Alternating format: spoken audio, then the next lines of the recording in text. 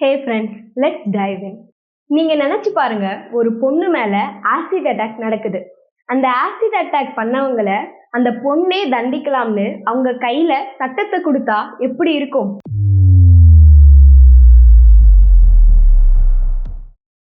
இது ஒரு உண்மை கதையை சார்ந்தது.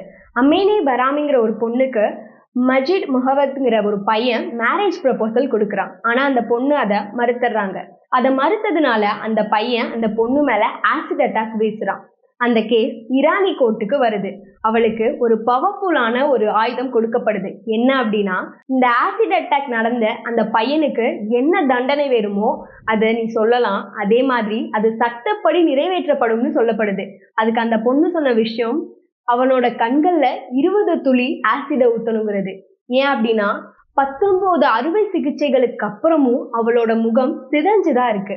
ஆக்சுவலா இந்த கேஸ் இஸ்லாமிக்கோட லால இருக்க ஒரு பிரின்சிபல்ல குவாசிஸ்னு சொல்லப்படுது.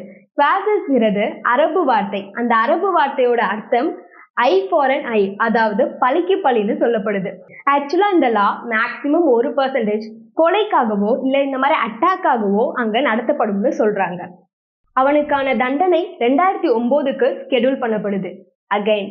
பட் 2011 ஜூலை 31 இந்த கேஸ் வருது. அப்போ அந்த பொண்ணு கிட்ட அந்த தண்டனையை நிறைவேற்றலாமான்னு கேட்கிறப்போ அந்த பொண்ணு ஒரு பவர்ஃபுல் டிசிஷன் எடுக்கிறான். என்ன அப்படின்னா, அவனை மன்னிச்சு விடுறது. அவனுக்கு எந்த தண்டனையும் கொடுக்கப்படல. அந்த பொண்ணு கையில சட்டம் இருந்தும் அந்த பொண்ணு அந்த டிசிஷனை எடுக்கல. அந்த பொண்ணு கிட்ட ஏன் அந்த பையனை மன்னிக்கிறீங்கன்னு கேட்டப்போ, நான் இதை பண்ணது என்னோட கண்ட்ரிக்காக தான், அவன் அந்த தண்டனைக்கு தகுதிங்கிறனால இல்லை அப்படின்னு சொன்னான். இது ரிவெஞ்சோ ஜஸ்டிஸோ இல்லை, இது ஒரு ஹியூமனிட்டி. ஆக்சுவலா இந்த டாபிக் எனக்கு இன்ஸ்டாகிராம்ல காமனா ஒரு ஃபீட்ல வந்தது. இது ரொம்ப இயர்ஸ்க்கு முன்னாடி 2005ல நடந்த ஒரு இன்சிடென்ட். பட் என்ன ஏன் பேச வைக்குது, ஆக்சுவலா நான் அது பேசணும்னு நினைச்சதுக்கான ரீசன் என்னன்னா, அந்த பொண்ணு கையில ஒரு சட்டம் கொடுக்கப்பட்டிருக்கு. ஆனா அந்த பொண்ணு அதை ஆயுதமா யூஸ் பண்ணாம ஃபர்கிவ் பண்ணியிருக்கா.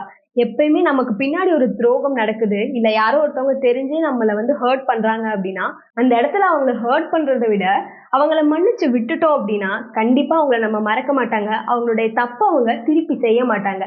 கண்டிப்பா அங்க இருந்த ஒரு கொஞ்சம் இயர்ஸ்ல அந்த பையனுக்கு புரிஞ்சிருக்கும், அந்த பொண்ணு எதுக்காக கடைசியில மன்னிச்சு விட்டாங்கிறதுக்கும் அவனுக்கு ஒரு கில்ட்டினஸ் தான் ஏற்படுத்திருக்கும். இதுவே அவன் தண்டிக்கப்பட்டிருந்தானா அவன் பண்ணது தப்புன்னே அவனால உணர்ந்திருக்க முடியாது.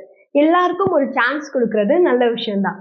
எனக்கு இதுல நான் சொல்லணும், இந்த சொசைட்டிக்கு சொல்லணும்னு நினைக்கிற விஷயம், ஒரு பொண்ணு ஒரு பையனை ரிஜெக்ட் பண்றா அப்படின்னா அது அந்த பையன் அக்லியா இருக்காங்கிறதுக்காக இல்லை.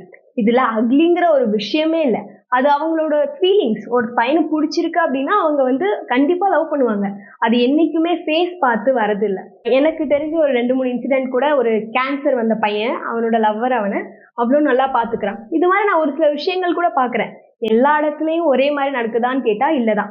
இப்போ ஒரு பொண்ணு போயிட்டு ஒரு பையன் கிட்ட ப்ரப்போஸ் பண்றா, அந்த பையன் வேணா சொல்லிட்டானா அவங்க யாரும் போய் ஆசிட் அடிக்கிறது இல்லை. ஏன்னா அதுதான் ஒரு அண்டர்ஸ்டாண்டிங். ஒருத்தவங்க நமக்கு பிடிக்கலன்னா நம்ம விட்டுறணும். ஏன்னா அவங்களை ஃபோர்ஸ் பண்ணி உனக்கு ஏன் என்ன பிடிக்கலன்னு அவங்கள்ட்ட ஆர்கியூ பண்றது, அவங்க மேல ஆசிட் அடிக்கிறதோ இல்ல அவங்கள கூட்டிட்டு போய் கல்யாணம் பண்றதோ, அது எந்த ஒரு விஷயமுமே நல்ல விஷயம் இல்லை. உங்களுக்கு ஒரு பொண்ணு பிடிச்சிருக்கு அப்படின்னா நீங்க அவங்கள பிடிச்சிருக்குன்னு தைரியமா சொல்றது எவ்வளோ கரெக்ட்னு நினைக்கிறீங்களோ, அந்த பொண்ணு அங்க வேணான்னு சொல்றப்போ அப்போ நீங்க அதை அக்செப்ட் பண்ணிக்கிறது ரொம்ப முக்கியம். அந்த இடத்துல நீங்க அக்லின்னு சொல்ல வரல, அவங்களுக்கு விருப்பம் இல்லைங்கிறது தான். அதுதானே மியூச்சுவல் அண்டர்ஸ்டாண்டிங். இதுக்கான ஒரு சில ரீசன்ஸ் என்ன அப்படின்னா, நம்மளுடைய இன்செக்யூரிட்டின்னு கூட சொல்லலாம்.